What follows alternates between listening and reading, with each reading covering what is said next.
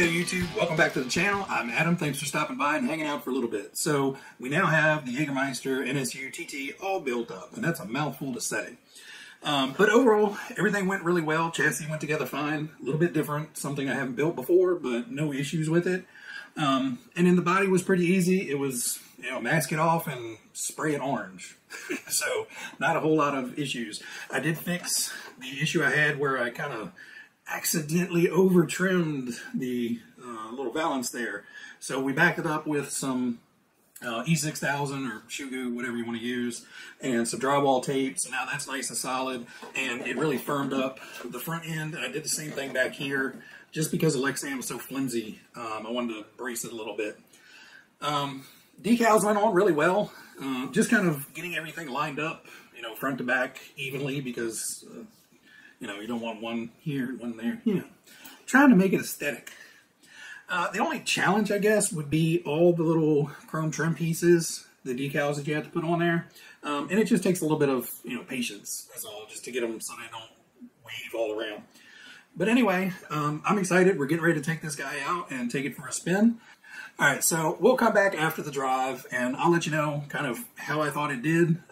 This is my first true front-wheel drive car. I've had a couple that were accidentally front-wheel drive from breakages, but, since this is intended to be front-wheel drive, I expect it to handle a whole lot better.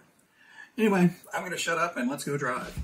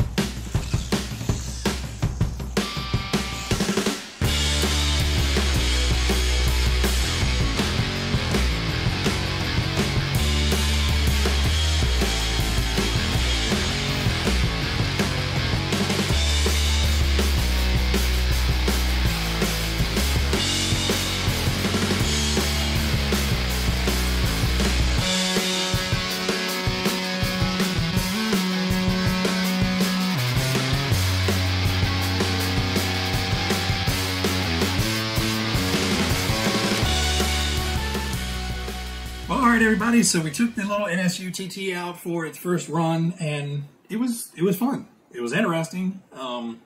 You know, front wheel drive drives a whole lot different than the four wheel drive does.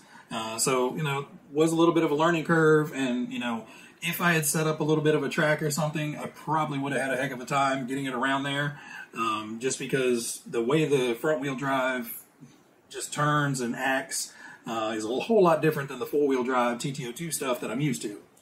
But anyway, it was really a lot of fun. I started out on the basketball courts, and they're I don't know what the material is, but it's super smooth.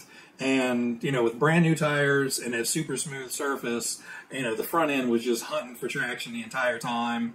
It did make for some cool little slides and everything with the rear ends, just kind of whipping around when on braking and stuff like that. And then I decided to take it out on the pavement, see how it would do out there. Now, the pavement out there was a really old pavement, so it's really gravelly and kind of chunky. But overall, it did pretty good. I was afraid I was frying the tires off the front end of it because it was constantly unloading one of the front tires. You could just hear it just spinning away. But overall, tires look pretty good. You know, they're worn in now for sure.